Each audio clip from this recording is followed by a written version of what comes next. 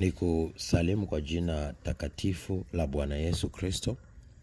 Leo Mungu ametupa neema tujifunze, na ni neema yake tu, si kwa akili zangu wala fahamu zangu. Leo nataka nikufundishe kitu kimoja, kwamba ili hatima yako, mwelekeo wako, matokeo yako kwenye maisha ili yaweze kufanikiwa bila tatizo, cha kwanza unahitaji kuelewa, kujua na kufahamu sauti ya Mungu inasema nini juu ya maisha yako na juu ya hatima yako. Wengi leo wana hatima kubwa, lakini kwa sababu ya kutoelewa Mungu anasema nini, anataka nini kwao, leo wamekuwa watu wadogo, watu waliokata tamaa na wamekosa mwelekeo. Lakini pia kuna watu ambao Mungu alishawachagua kwa ajili ya kufanya mambo makubwa, labda kuwa mtumishi mkubwa, labda kufanya kitu kikubwa, kuwa mfanya biashara mkubwa, kuwa mwanasiasa mkubwa. Lakini kama mwanadamu hatoelewa, hatojua, hatofahamu, hatotembea vizuri na Mungu na kuisikiliza sauti ya Mungu kwa bidii na kuiombea ile sauti ya Mungu kwa bidii, ina maana mwanadamu huyo atakuwa mtu wa kawaida. Maandiko yanasema kwamba tangu siku za Yohana mpaka sasa ufalme wa Mungu unatekwa na watu wenye nguvu, na wale wenye nguvu ndio wanaomiliki. Sasa jiulize maswali, wewe hapa duniani nataka kabla ya kuondoka ufanye nini, na Mungu anasema nini juu ya maisha yako? Wengi leo tumekubali kuishi kama watu wadogo. Leo wengi tumekubali kuwa watu ambao hawana future. Tulitarajia kuwa wafanya biashara wakubwa, lakini leo ni watu wa kawaida. Tulitarajia kuwa viongozi wakubwa, lakini leo ni watu wa kawaida.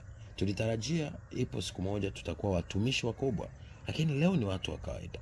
Sasa jiulize, ni lini utaanza kutimiza kusudi la maisha yako? Kumbuka, Mungu anapoweka kipawa ndani yako, akaweka wito ndani yako, una jukumu pia ya kuhakikisha kile kitu kinatimia. Nikiwa na maana gani?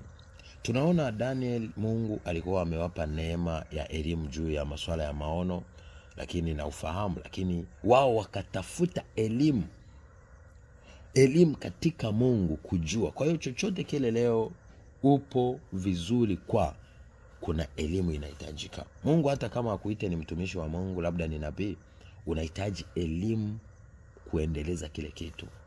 Nikiwa na maana gani?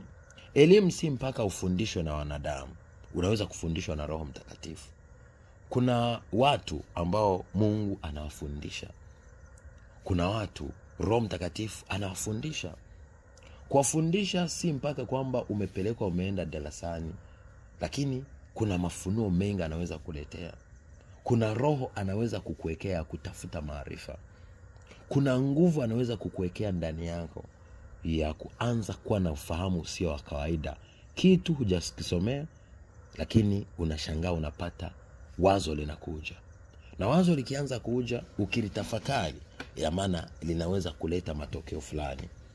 Kwa hiyo ninachotaka nikwambie, Mungu anataka watu ambao wanamuelewa vizuri, wanaweza kuielewa sauti yake, lakini pia na kuweza kubadilika na kuisikiliza na kuifanyia kazi. Ila mtu ambaye anapata sauti ya Mungu alafu akaogopa, ina maana Mungu ataacha kumtumia, au baada ya hapo muda mwingine atatoa lile jukumu. Ndio maana tukiona Yeremia alipotumwa akaambiwa, nenda kwa wana wa Israeli, kila nitakachokutuma waambie, ukifadhaika mbele yao nitakufadhaisha. Kwa hiyo tunaona Musa alipotumwa alitaka kugoma, lakini Mungu hasira yake ikawaka. Yeremia akaambiwa, nitakufadhaisha mbele yao kama usipofanya nilichokuambia. Tunamwona Ezekieli, tunaona watumishi wengi Mungu alipowatuma wakashindwa kufanya kile, au wakaanza kuwa na excuse. Mungu alionyesha ukali. Nikiwa na maana gani? Mungu anapomchagua mtu anakuwa amesha hakikisha na yeye anakuwa anajua huyu mtu ataweza. Sasa kulingana na wanadamu sisi, kulingana na udhaifu tulionao, hofu tunayokuwa nayo, wasiwasi tunaokuwa nao kibinadamu, tunaona haiwezekani. Lakini kwa upande wa Mungu, yeye inawezekana. Tunamwona Bwana wetu Yesu kipindi fulani alivyofika a critical condition, akafika kwenye wakati ambao sasa ni majira yake ya kutoa roho yake ili atoe fidia na aweze kuufia ulimwengu. Ni kweli, na yeye kibinadamu alisema, kama vipi kikombe hichi kiniepuke. Tena alirudia ombi lile mara 3. Lakini mapenzi ya Mungu yatimie.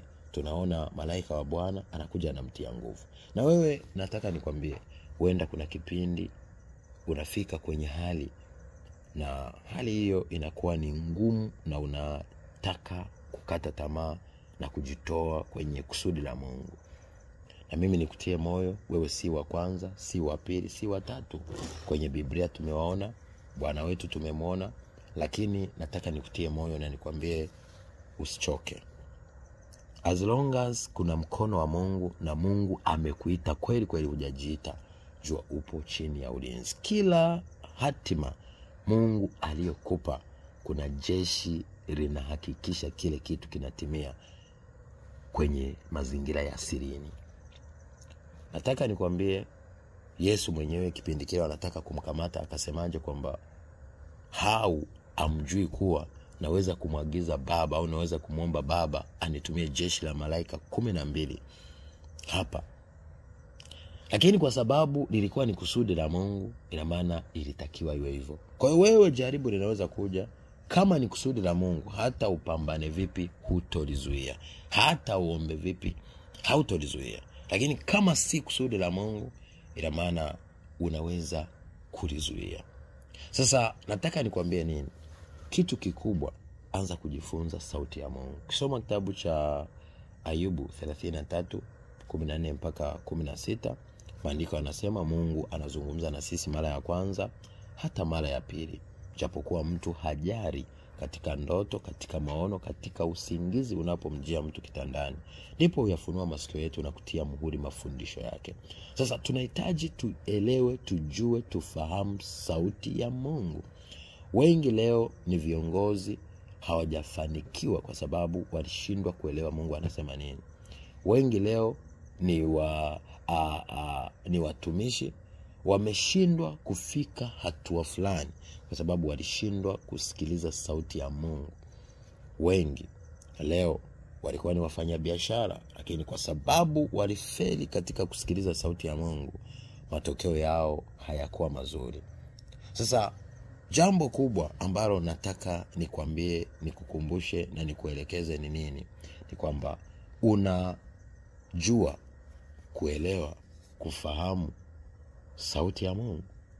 Mungu anapokuletea ndoto, unaweza kuielewa, kuifahamu na kuijua. Anapokuletea maono, unaweza kuyajua, kuyaelewa na kuyafahamu na kujua na maana gani. Sasa ni elimu unayohitaji kama Mkristo ili uweze kutembea na nguvu ya Mungu. Kwa sababu usipoelewa sauti ya Mungu, ina maana utakwepana na chance. Maandiko yanasema kwamba wanaojua kukimbia, wanaojua kufanya kazi, au wanaojua mambo mengi, sio wanaopata matokeo makubwa, bali kuna wakati na bahati humwangukia. Kwa hiyo ukifeli kwenye wakati wako, kuna vitu utaanza kustruggle kuvipata. Lakini ukiweza kujua majira yako na nyakati zako za kuinuliwa kwako na Mungu, ukacheza nazo, ukazitumia kipindi hicho, basi mimi nakupa uhakika utaweza kushinda na kuweza kuwa mtu mkuu sana duniani. Sasa mimi nakuombea kwa Mungu ili upate maarifa, na Mungu amenipa neema ili nizidi kufundisha, na hakika ukifuatilia haya mafundisho una uwezo wa kuanza kujua, kuelewa na kufahamu sauti ya Mungu. Lakini pia tuna vitabu, lakini pia kuna mambo mengi na elimu nyingi ambayo nitakuwa natoa ya kuweza kukusaidia kujua sauti ya Mungu kupitia mafumbo mbalimbali. Kumbuka Mungu anaongea kwa mithali, kwa sababu watu wenye hekima, Mungu aliyowapa hekima yake, huwa wanaongea kwa mithali. Bwana tunamwona he was talking in parables.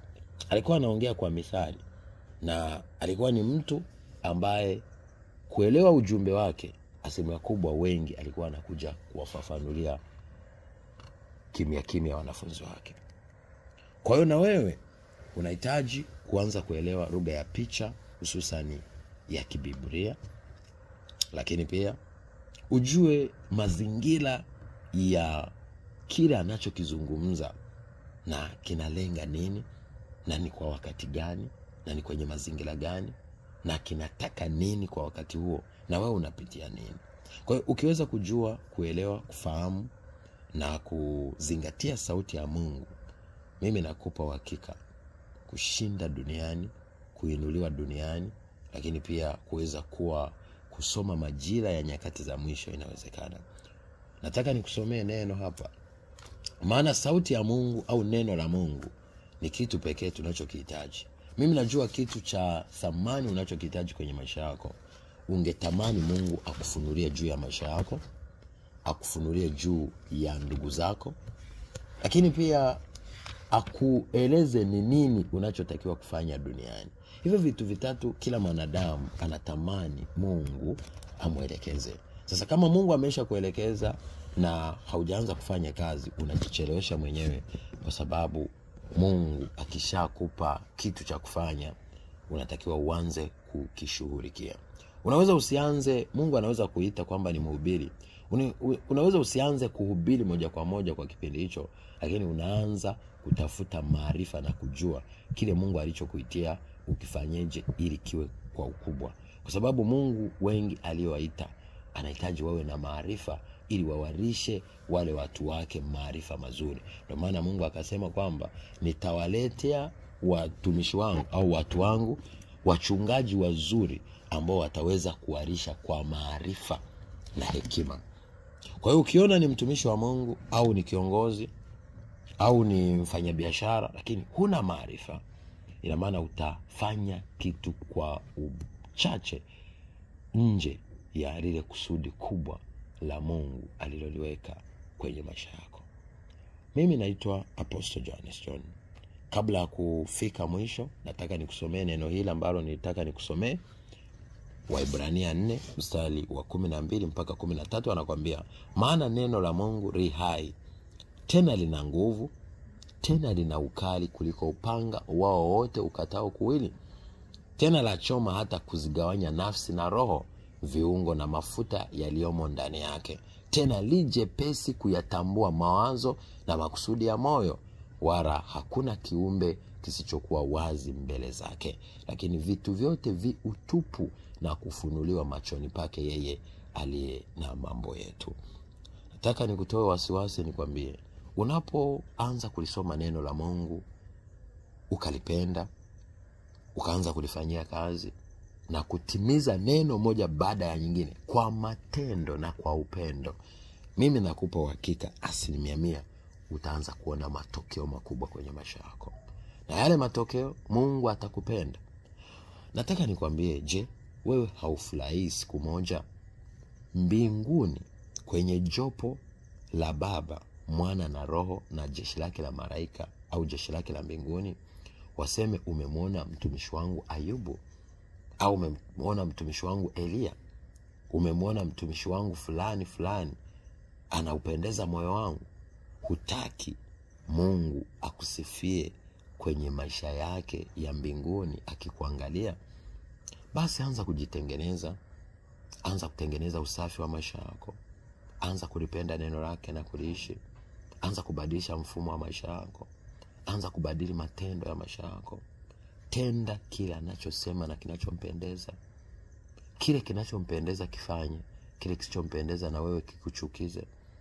Ukianza kubeba wivu wa Mungu kama Musa alivyoubeba, ukianza kuitenda haki kama watumishi kwenye Biblia walivyotenda haki, wakasimamia haki, mimi nakupa uhakika utaanza kumwona Mungu akipendezwa na wewe.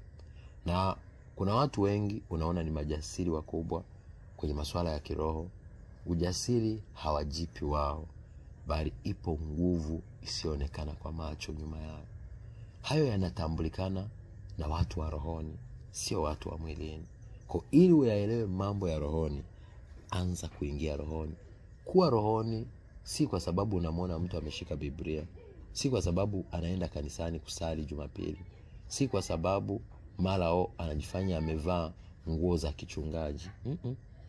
Hatuwatambui watu wa rohoni. Kwa hivyo tunaomba Mungu anatufunulia, au Mungu tunapokuwa naye karibu tukihitaji au tukiwaza jambo anaweza kutuonesha nini maana yake.